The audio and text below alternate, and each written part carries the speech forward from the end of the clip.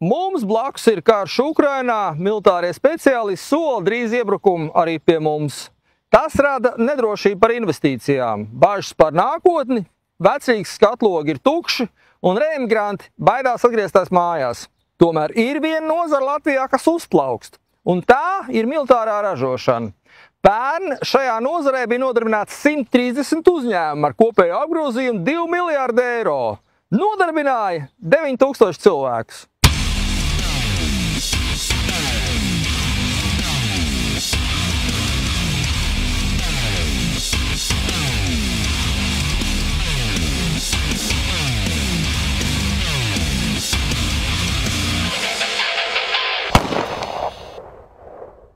Uzņēmums Defense Partnership Valmieras pusē ražo Somu militārās bruņmašīnas Patrija. SRC Brāzs piedāvā bruņmašīnu, aprīkojumu, transporta līdzekļu modernizāciju, kā arī remonta pakalpojumus. Baltic Bullets specializējas ložu un munīcijas komponentēs. Ir virkni uzņēmumi, kas Latvijā ražo specifiskus dronus. Un nu jau kādus pāris gadus Rīgā darbojas specializēto optikas ierīču ražotāji, kas pie Berģiem ceļ ražotni. Pusotru gadu atpakaļ mēs nodibinājām Baltic Photonics. Mēs esam investējuši 4,5 miljonus ēkas iegādē, zemes iegādē. Vienu no ēkām mēs rekonstruējām un jau esam atvēruši laboratoriju. Tas ir, teiksim, ražotne, kas dotajā brīdī komplektē sastāvdaļas 3. paaudzes naktsredzamības iekārtu pastiprinātāji, kur mēs sastāvdaļas saņemam no mūsu partneriem mācu uzņēmumu Vācijas un jau eksportējam uz Grieķiju. Šogad mēs jau esam 200 vienības eksportējuši. Plānots 120 miljonu eiro ieguldījumu 6000 kvadrātmetru rūpnīcai Berģos. Notiek arī paralēli jaunas rūpnīcas projektēšana, kas būs lielākā Eiropā. Šāda tipa iekārtas ražošana pati modernākā, un, teiksim, Eiropā mums konkurentu nebūs. Tur būs 6500 kvadrātmetru liela platība, jaunākās tehnoloģijas, un šobrīd notiek starptautiska komanda. Mums strādā ar arhitektiem, kur veidojam projektu. Tajā brīdī es ceru, ka mēs līdz gada beigām saskaņosim gala rezultātā projektu pašu tehnisko un varēsim sākt būvniecību jau 28. gada 1. kvartālā. Lai šo mērķi sasniegtu, Edgars Zandmans ir izveidojis startautisku fotonikas un optikas uzņēmumu asociāciju SAPRA. Te darbojas viņa paša uzņēmums Baltic Photonics, vācu Harder Digital, grieķu mērierīču koncerns Theon Sensors, RP Optical Lab no Izraēlas, kā arī Troja no Itālijas. Pastāstiet varbūt par to, kā jūs nonācāt līdz šai apvienībai, kas tur iekšā pa organizācijām un kādi ir tie jūsu plāni? Tas bija veidots, teiksim, uz Baltic Photonics plānotās rūpnīcas bāzes. Es sapratu, ka tas būs diezgan pa maz un vajadzētu izveidot asociāciju, kas apvienotu visus mūsu biedrus. Tāpēc tika izveidota Starptautiskā aizsardzības produktu ražotāju asociācija, SAPRA saīsinājumā, kā mūs pazīst. Mēs uzaicinājām, uzrunājām savus partnerus, un viņi saprata domu un ar prieku, teiksim, pievienojās šai organizācijai. Tādas kompānijas kā Theon Sensors, Harder Digital, Baltic Photonics Latvija, Troja, RP Optical, tas viss, kas saistīts ar fotoniku, naktsredzamības iekārtām, termoiekārtām un lāzeru tehnoloģijām. Lielākais investors šajā projektā ir grieķu uzņēmums Theon Sensors. Tā apgrozījums pērn bija 352,4 miljonu eiro, kas ir 3 reizes vairāk nekā pirms 2 gadiem. Uzņēmums ir pārdevis ierīces Vācu Bundesvēram, Beļģijas armijai, ASV jūras kājniekiem. Ir līgums ar NATO iepirkuma aģentūru par termālo ierīču piegādi. Mēs apvienojam tos ražotājus, kas, teiksim, Baltic Photonics ražo attēlu pastiprinātājus, kas ir naktsredzamības iekārtas sirds. Theon Sensors ražo gala produktu un apgādā 26 NATO valstis un vēl 50 citas valstis attiecīgi. Tas ir tas pilnais cikls, kas noslēdzās, teiksim, pašā produkta ražotnē, kur Latvija spēlēs diezgan lielu lomu tajā visā. Un plānā ir arī iesaistīt Theon Sensoru, lai atvērtu šeit arī to mehānisko sadaļu. lai mēs varētu izveidot, kā mums strateģiskos plānos valdības ir pilnā cikla ražošana un apgāde Latvijas armijai eksportam. Izraels uzņēmums RP Optical Lab pilsētā Tikvā ražo augsts izšķirtspējas HD video apstrādes moduļus un multisensorās sistēmas, termiskās kameras un objektīvus, kā arī tā saucamos dzesētos, gan nedzesētos infrasarkanos risinājumus, kā arī super long zoom termālos objektīvus un nodrošina sensors Amerikas un Izraels aizsardzības spēkiem. Citi partneri arī, kas nodrošina robežu apsardzēm vai dronu tehnoloģijām nepieciešamo aprīkojumu, un kā arī daudz zinātniskās programmas, kuras saprast paspārnē, mēs apvienojot šos te biedrus un zinātnisko potenciālu Latvijas un Eiropas varētu veidot arī šos te pētniecības R&D programmas attīstīt šeit Latvijā. Birokrātija netraucē? Teiksim tā, viena no tēmām ministra kabinetā, kad bija tieši tā birokrātijas samazināšana un atvieglošana. Tas pats saistās arī ar zaļo koridoru, kuru mēs plānojam jau sen.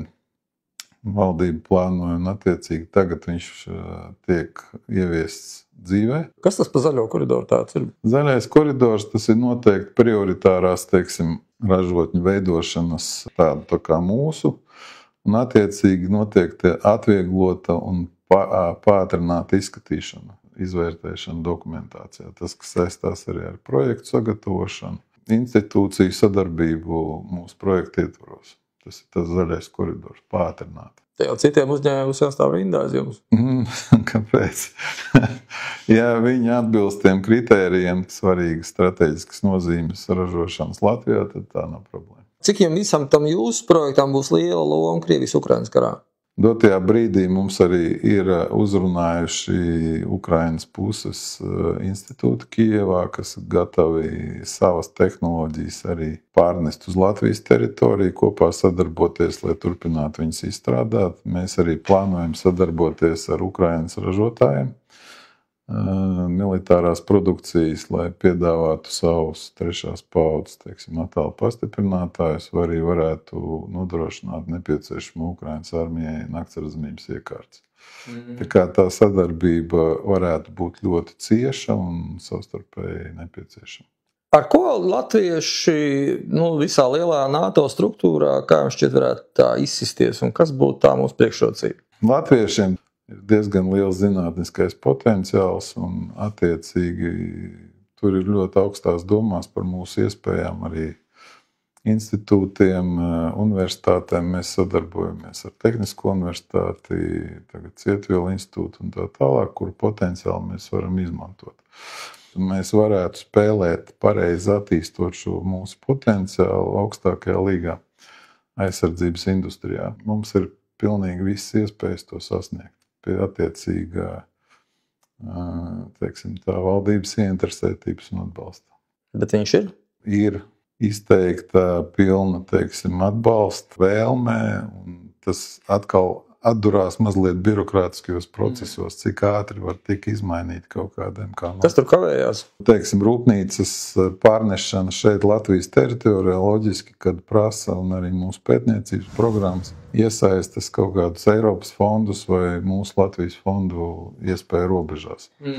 Kā atbalsta programmas, jo jebkurš investors, tas ir biznes un attiecīgi, lai pārnestu uz šejieni savu ražošanu un atvērtu tieši Latvijā, viņam izdevīgāk būtu to darīt savā teritorijā.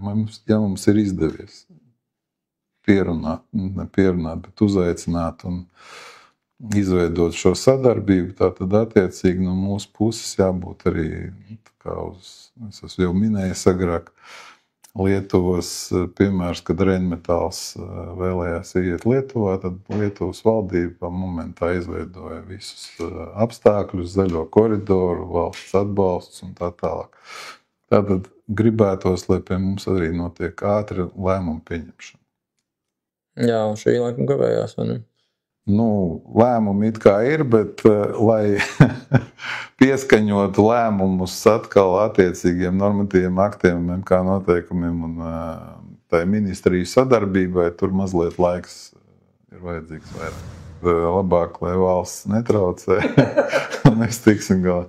Nē, nu šobrīd vēlme ir, tieksmes ir, un, teiksim, loģiski tādu investoru iesaisti Latvijas teritorijā tur jābūt tā, ka nevis mēs ejam un kaut ko piedāvājam un prasam, bet lai valsts pateiktu, ko jums vajag, kā mēs varam palīdzēt, nāciet uz šeit. Vai tie investori un tie jūsu sadarbības partneri, kas ir Grieķijā, Vācijā, jūs citās valstīs, viņi nebaidās šeit investēt, ņemot vērā, piemēram, NATO Vācijas aizsardzības ministra brīdinājums, ka pēc 4 gadiem jau Krievija varētu zaļos cilvēciņus mēģināt ievest? Nav tā, ka Latvija ir tā nedrošā zona. Ja es domāju, kaut kādas kara darbības notiks Latvijā, tad tas skars visu Eiropas teritoriju. Attiecīgi, tas apdraudējums var nākt arī kurā brīdī, jebkurai valstī Eiropā. Tāpēc tieši otrādāk, es domāju, stiprinot šeit uz pierobežā šo aizsardzības industriju,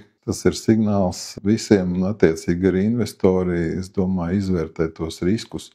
Un ja viņi šeit ir gatavi nākt, tad viņi būs arī gatavi droši vien aizstāvēt savas investīcijas un savu valstu, teiksim, līmenī un valdību līmenī, tad viņi izvērtē šos riskus. Par tie produktu, es saprotu, tas ir nakts redzamības ierīces vai vēl kaut ko plāno ražot? Dotajā brīdī tieši Baltic Photonics, tas ir nakts redzamības ierīču attālu pastiprinātāji 3. paaudzes, kuri principā ir mums, vāciešiem un Latvijai tagad, amerikāņi, Ķīna un Krievija tāds ražo.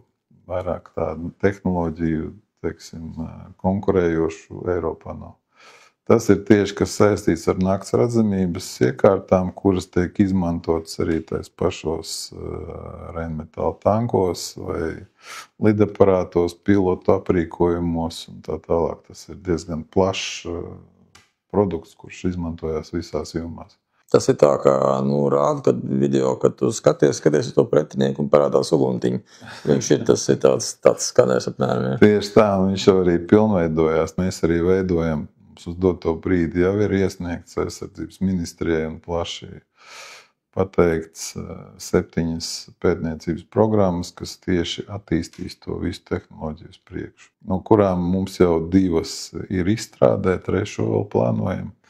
Tas ir saistīts arī ar EDF fondu piesaisti Eiropas un tā tālāk. Mēs varētu arī to visu attīstīt. Dronus arī kaut kā aprīkosiet ar kaut kādām papildus ierīcēm? Dronu tehnoloģijām, teiksim, ražotājiem mēs arī runājam. Tas ir ar pretgaisa aizsardzības sistēmām saistīts ar raķešu noteikšanas, kurus lielos dronus mēs varam aprīkot ar savām sistēmām un savu, teiksim, tehnoloģiju, kur mums varētu notikt diezgan cieša sadarbība tajā visā. Es biju Ukrainā pagājušā gada pašā nogalē, un viņi stāstīja, ka Krievi ļoti bieži izmanto tehnoloģijas, kad tas mākslīgais intelekts jau nosaka pats mērķi un autonomi jau lidos kaut kādu dzīvu objektu, un viņiem tā tehnoloģija pietrūkstot. Tas ir viens, kad viņi lido uz konkrētu objektu. Mūsu sistēmas arī piedāvās dronos aprīkot ar sistēmām, kas nosaka tieši pretgaisa sistēmas. Raķete lido, viņš viņu nosaka, un viņš arī, teiksim, dod tās koordinātas iznīcināšanas. Tā kā tas ir tāds globālāks projekts, kur Latvija arī var piedalīties ar savu piemēru.